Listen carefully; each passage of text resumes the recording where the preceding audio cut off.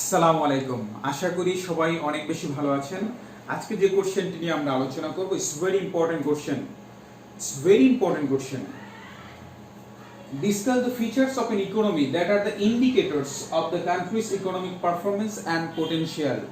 একটা দেশের ইকোনমির কান্ট্রির ইকোনমির পারফরম্যান্স এবং পোটেনশিয়াল, এটার যে ইন্ডিকেটরস, যে মানদণ্ড, ইন্ডিকেটর শব্দের বাংলা অর্থ হলো মানদণ্ড। একটা দেশের অর্থনীতির মানদণ্ড বিচার করতে হলে ওই দেশের ইকোনমির ফিচার সম্পর্কে জানতে হবে, বৈশিষ্ট্যগুলো সম্পর্কে জানতে হবে। আজকে আমি বাংলাদেশের বিজনেসম্যান, আমি ডিসিশন নিয়েছি আমি আমার পণ্য পৃথিবীর অনেক দেশে সেল করব।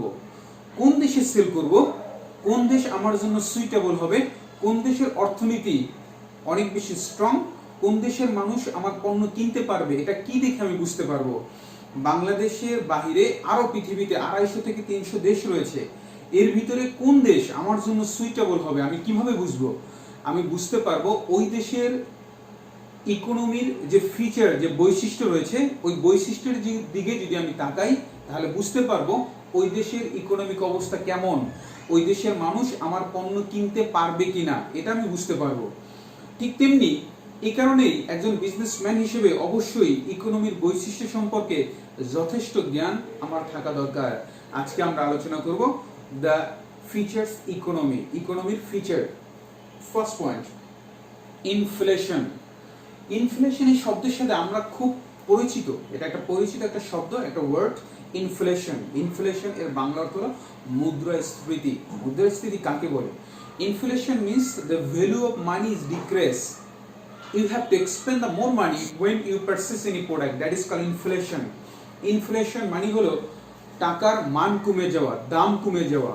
আপনি কোনো পণ্য ক্রয় করতে গেলে আগের তুলনায় অধিক পরিমাণে পণ্য, অধিক পরিমাণে টাকা আপনার ব্যয় করা। That is called inflation. এখানে কি বলছে দেখেন, inflation is increase the general price level of goods and services. একটা পণ্যের যে জেনারেল যে দামটা রয়েছে, এই পণ্য এবং সার্ভিসের জেনারেল দামটা কি করা? ইনক্রিজ করা, বৃদ্ধি পাওয়া। In the economic over a period of time, একটা নির্দিষ্ট সময়। তাহলে ইনফ্লেশনের বাংলা হলো মুদ্রাস্ফীতি। মুদ্রাস্ফীতি কি? মুদ্রাস্ফীতি হলো কোনো পণ্য অথবা সার্ভিস ক্রয় করতে গিয়ে আমি যদি দেখি অতিরিক্ত, আগের তুলনায় অতিরিক্ত টাকা আমার ব্যয় করা লাগতেছে, তাহলে আমি বুঝতে পারবো ইনফ্লেশন ঘটেছে, টাকার অবমূল্যায়ন ঘটেছে। আর এই ইনফ্লেশন এটা ইকোনমির ফিচারের একটা বৈশিষ্ট্য। যদি কোনো দেশের এই ইনফ্লেশন অনেক বেশি ফ্লাকচুয়েট করে, এই রেটটা অনেক বেশি থাকে, তাহলে বুঝতে পারবো ওই দেশের ইকোনমিক কন্ডিশন খুব ভালো না। সেকেন্ড পয়েন্ট হলো unemployment. Unemployment means the people that don't do any work, they don't do any job, they don't produce any product, they search the job. That is called unemployment. If a country's unemployment rate is very high, their economy will be weak. If a country's unemployment rate is very few, their economy will be the stronger. So as an international businessman, I will select that particular country, their unemployment rate is very low. Unemployment কি বলা হয়েছে দেখেন, unemployment ঘটে when যখন the person who is actively searching, যে search করে, যে searching মানে খুঁজতেছে, of employment, যে চাকরি খুঁজতেছে, is unable to find work, কিন্তু সে অক্ষম, চাকরি করার জন্য সে অক্ষম, মানে সে চাকরি পাচ্ছে না। তাহলে আনএমপ্লয়মেন্ট হলো যে চাকরি খুঁজতেছে, যে এমপ্লয়মেন্ট চাচ্ছে কিন্তু চাকরি পাচ্ছে না, এরকম এই কন্ডিশনকে, এটাকে আমরা আনএমপ্লয়মেন্ট বলবো। যেই দেশে আনএমপ্লয়মেন্ট রেট যত বেশি, যেই দেশে বেকারের সংখ্যা যত বেশি, ওই দেশের ইকোনমি তত দুর্বল। যেই দেশে আনএমপ্লয়মেন্ট রেট যত কম, ওদের ইকোনমি তত স্ট্রঙ্গার। একজন ইন্টারন্যাশনাল অথবা গ্লোবাল বিজনেসম্যান হিসেবে আমি আমার পণ্য সেল করার জন্য আমি সেই দেশকে চয়েস করব যেই দেশে আনএমপ্লয়মেন্ট রেট অনেক কম থাকবে, কারণ ওই দেশের বেশিরভাগ মানুষ আমার পণ্য ক্রয় করতে পারবে। আমরা একটা এক্সাম্পল দিই, আমি যদি দামি পণ্য উৎপাদন করি, আমি এটা কাতারে সেল করতে যাব, আমি ইউরোপে সেল করতে যাব, আমি আমেরিকা, অস্ট্রেলিয়া, কানাডাতে যাব, আমি কখনই এটা কেনিয়ায় যাব না, উগান্ডাতে যাব না, সোমালিয়ানে যাব না, দারফুনে যাব না। কেন যাব না?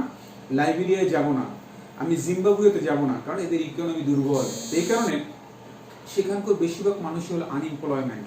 তো আমি একজন ইন্টারন্যাশনাল বিজনেসম্যান হিসেবে আমি বুঝতে পারবো কোন দেশ আমার জন্য সুইটেবল হবে, এটা ওই দেশের আনএমপ্লয়মেন্ট রেট দেখে আমি বুঝতে পারবো ওই দেশ আমার জন্য, বিজনেসের জন্য সুইটেবল হবে কি হবে না।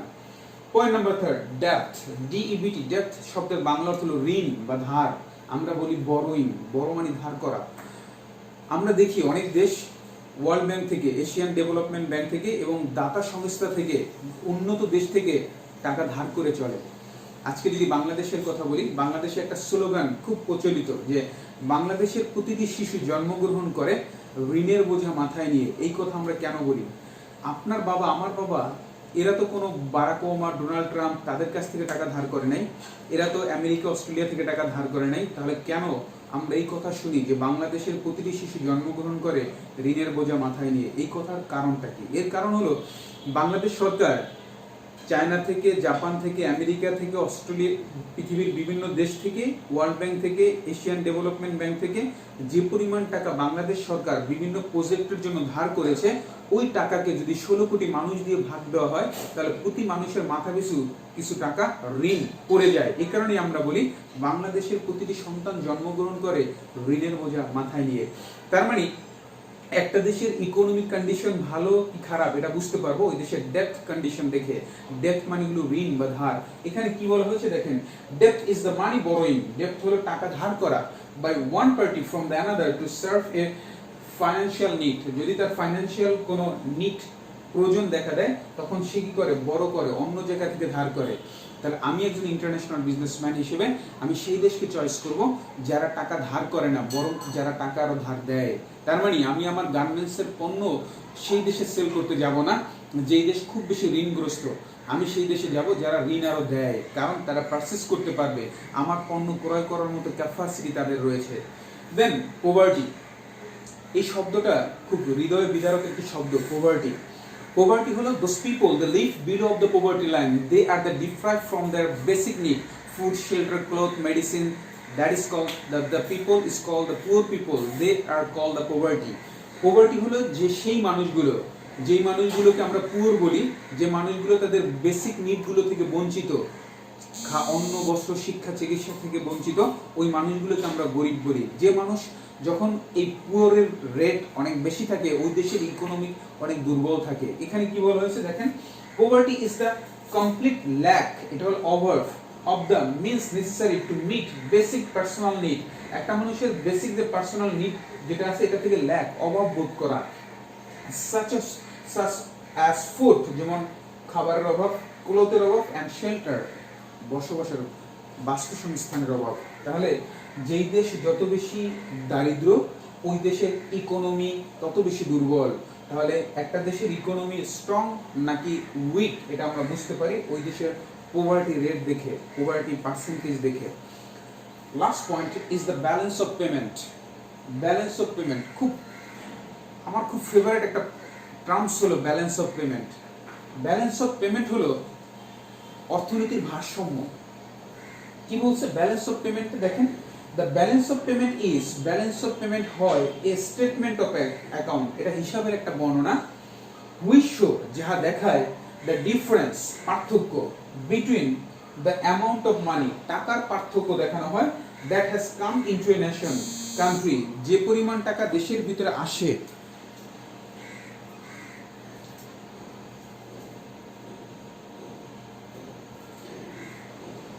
and এবং that has gone out of the country, যে পরিমাণ টাকা দেশ থেকে চলে যায় within a particular period of time, এক নির্দিষ্ট সময়, এটাকে বলা হয় ব্যালেন্স অফ পেমেন্ট।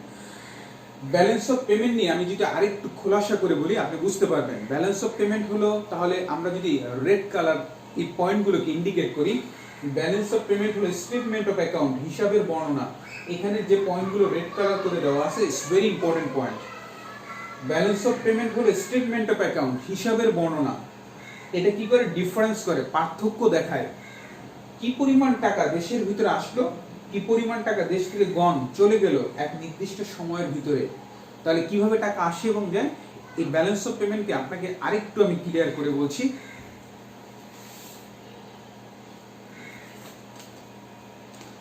দেখেন আমার বিশ্বাস এটা বোঝা যাচ্ছে, আমার এই পয়েন্টটা আপনি বুঝতে পারতেছেন।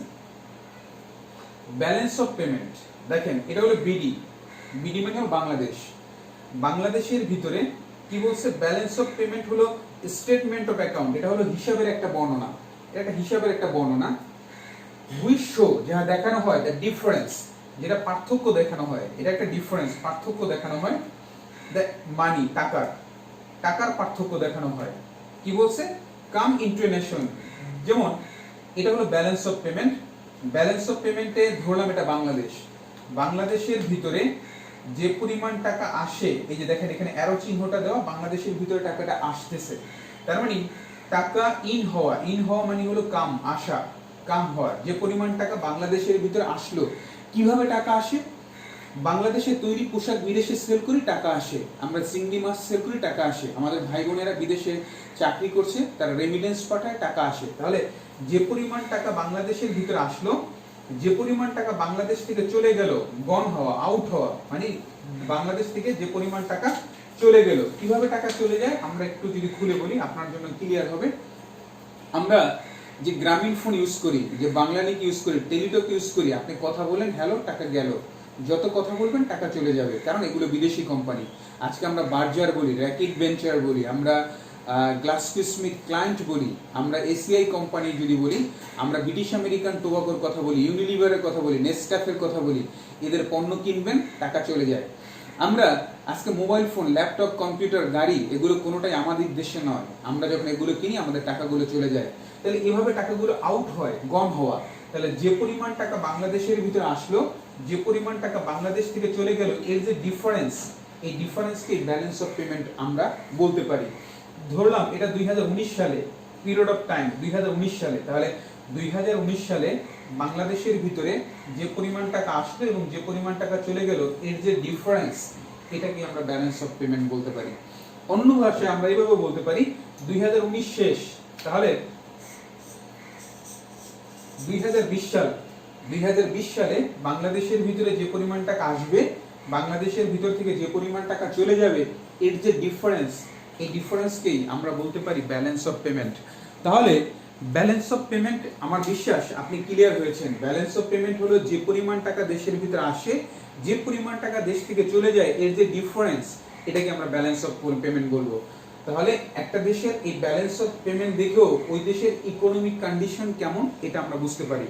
তাহলে একজন ইন্টারন্যাশনাল বিজনেসম্যান হিসেবে আমি পৃথিবীর কোন দেশে ব্যবসা করতে যাব, ওই দেশের ইকোনমি কেমন হবে এটা বুঝতে পারবো ওই দেশের ব্যালেন্স অফ পেমেন্ট দেখে। যেমন আমি যদি পণ্য সেল করতে যেতে চাই স্পেনে, স্পেনের ব্যালেন্স অফ পেমেন্ট দেখে স্পেনের অর্থনীতি বুঝতে পারবো। যদি দেখি স্পেনের ভিতরে টাকা আসে বেশি, স্পেন থেকে টাকা বের হয় কম, তাহলে বুঝতে পারবো স্পেনের ইকোনমিক অবস্থা ভালো। যদি স্পেনের থেকে টাকা চলে যায় বেশি, স্পেনের ভিতরে টাকা কম ঢুকে বছর শেষে, তাহলে স্পেনের ইকোনমিক অবস্থা দুর্বল। একজন ইন্টারন্যাশনাল বিজনেসম্যান হিসেবে সেই দেশকে চয়েস করা আমার জন্য সুইটেবল হবে যেই দেশের ব্যালেন্স অফ পেমেন্টের পজিশন ভালো, যেই দেশে টাকা আসে বেশি, যায় কম। আর একটা এক্সাম্পল বলি, আপনি একজন স্টুডেন্ট, প্রতি মাসে আপনাকে বাড়ি থেকে 10,000 টাকা দেওয়া হয়, কিন্তু আপনি খরচ করেন 15,000 টাকা, আপনি কিন্তু আরো 5,000 টাকা দেনায় রয়েছেন, তার মানে আপনার ইকোনমিক অবস্থা কিন্তু দুর্বল। আপনাকে প্রতি মাসে দেওয়া হয় 20,000 টাকা, আপনি খরচ করেন 10,000 টাকা, আপনার কিন্তু আরো 10,000 টাকা সেভ থাকে, তার মানে আপনার কিন্তু ব্যালেন্স অফ পেমেন্ট পজিটিভ সাইডে রয়েছে। ঠিক তেমনি একটা দেশের অর্থনীতি বোঝা যাবে ওই দেশের ব্যালেন্স অফ পেমেন্ট দেখে। তাহলে আজকে আমাদের আলোচনা ছিল discuss the future of an economy that are the indicators of the country's economic performance and potential। একটা দেশের ইকোনমির অবস্থা ভালো না খারাপ, এটার যে মানদণ্ড, এটার অন্যতম মানদণ্ডগুলো হলো ওই দেশের ইকোনমিক ফিচার দেখে, ইকোনমিক ফিচারগুলো দেখে বুঝতে পারবো ওই দেশের ইকোনমিক অবস্থা ভালো না খারাপ। কিভাবে ভালো না খারাপ বুঝলাম? আমরা আমাদের আলোচনা থেকে বের হয়ে আসলো যে inflation, unemployment, depth, poverty and balance of payment, এগুলো হলো একটা দেশের ইকোনমিক ফিচার। এইগুলো দেখে আমি বুঝতে পারবো ওই দেশের ইকোনমিক অবস্থা ভালো না খারাপ। যদি কোনো দেশের ইকোনমিক অবস্থা দুর্বল হয়, আমি আমার পণ্য নিয়ে সেই দেশে যাব না। যদি আমার লাক্সারিয়াস প্রোডাক্ট হয়, আমি সেই দেশকে চয়েস করবো যাদের ইকোনমিক অবস্থা ভালো। আমার বিশ্বাস আপনি আমার এই যে পয়েন্টগুলো, এই পয়েন্টগুলো খুব সুন্দরভাবে ক্লিয়ারলি বুঝতে পেরেছেন। So thank you so much, thank you, আল্লাহ হাফেজ।